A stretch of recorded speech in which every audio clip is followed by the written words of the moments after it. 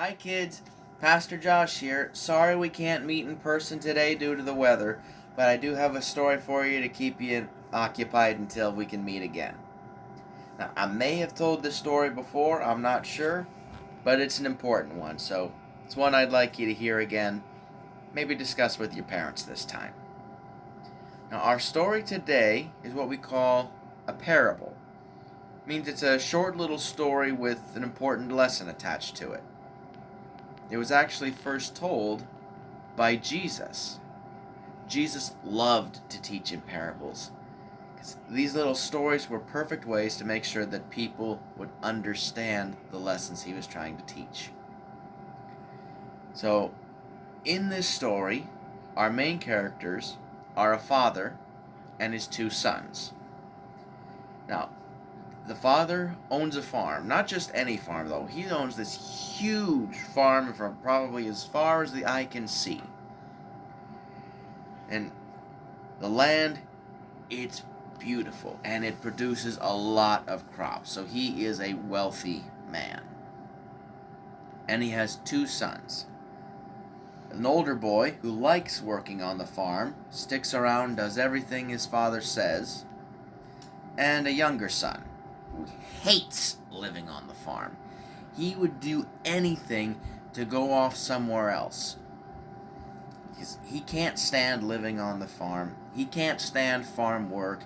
He wants to do his own thing. He doesn't care what anyone else thinks. One day, the younger son actually even goes up to his father and says, "Give me my share of the inheritance now." Now, for those of you who don't quite understand what he meant, an inheritance is something you receive when a relative passes away. In the case of this father, everything he owned would have been divided amongst his two sons. The older boy would have gotten a larger share, as was the custom in those days, and the younger son would have gotten a smaller share. But the fact is, the inheritance thing doesn't happen until after the dad passes away. So what the son is basically telling his dad here is, "I wish you were dead." Ouch! And kids, I hope none of you have ever said that to your parents, because that's just mean, amongst other things. But how do you think the dad would have reacted? I know how my dad would have reacted if I had said something to that. He'd have tanned my hide. But that's not what the dad in the story does. He actually goes and starts to divide everything he owns evenly amongst his sons. So not only does he give the son the money he's asking for, he gives him an equal share with the older brother. Not only does that go against the ways their culture usually does things, but he's given this rebellious son who's just flat out told him he wishes he was dead more than he deserves. But this son doesn't even think twice about that. He takes everything that he's just been given and he heads out to do his own thing. Goes to a foreign land, starts living in a big city. And he makes friends quickly because he buys his friends lots of gifts. Anything his heart desires, he buys. Food, drink, toys, TVs, anything and everything he could possibly want, he buys for himself and his friends. Here's the thing though. Money doesn't last forever. Especially when you don't do anything to earn more of it. So eventually, he spent the last piece of money he had. And he was dirt poor. He didn't have a cent to his name. Those so-called friends of his up and abandoned him. He had no way of looking after himself. And to top it all off, This land he had moved to was in the middle of a famine. It means very little food, and in a society that did a lot of farming, it also meant very little work. He was able to find one job, though: feeding pigs. Now, that's a bit of a dirty job in and of itself, but you see, the family that this story is about were Jewish.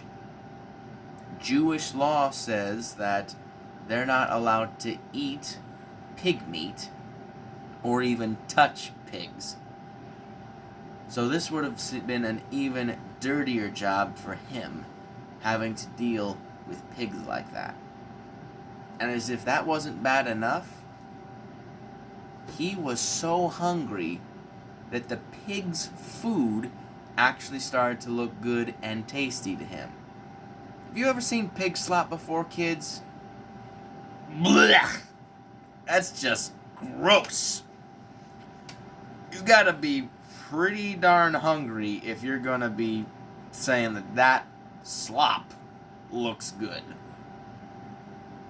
Yet, just when he's about to actually stuff his face with the stuff, it finally hits him. My father's servants live better than this, he says. I'm going home. I don't deserve to be my father's son anymore, but maybe I can convince him to hire me on as a worker. And so, he heads home. Little does he know that his father has been waiting for him every day since he left. Keeps an eye right on the road where his son would show up if he came back. And as soon as the father sees his son on the road heading back, he rushes out to meet him. He runs straight to him, and before the son can even say anything, he grabs him in a big old bear hug. He doesn't care what his son has been up to ever since he left. All he cares about is that he has his boy back. So he pulls the son into the house, tells all the servants, go and get everything ready. Get my boy some fresh clothes. Start throwing a party. We are celebrating tonight. To me, it's as if my son was lost, but now he is found.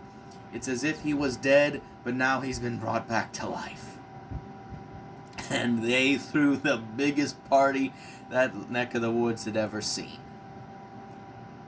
Now, there was a little more to the story as Jesus told it, but that's probably a good place to end for tonight. You see, the story, the main characters of the Father and the Son, they represent God and us.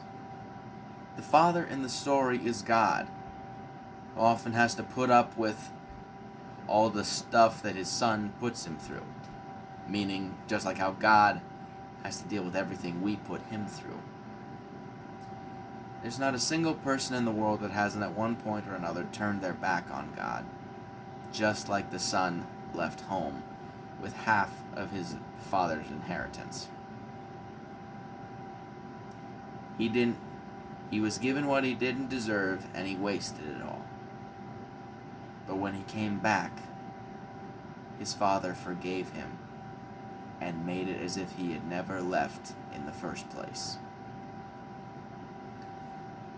When we go off and do our own thing, when we let our own selfishness be what's driving us in our lives, we're just like the son in the story. But eventually, it catches up to us, and we find ourselves in the dirt, like the son did when he was feeding the pigs. But if we repent and ask God to forgive us, he doesn't even have to think twice. He forgives us and brings us back into his own home. Takes us back as if nothing ever happened in the first place. Isn't that amazing? How God forgives us like that? But the other big lesson you need to learn from this, kids, that you gotta watch your hearts. When you want to do something or you see something out there that you want, you gotta ask yourself, does your desire match up with God's desire? Is this something that is really all that good for you? Or is it something you're just wanting for no other reason? Watch your hearts, kids, because you can't let your selfishness rule you, because it is going to tear you apart if you do. So remember, God will forgive you if you stray, but you gotta watch your heart to make sure that you don't in the first place. Until next time, kids.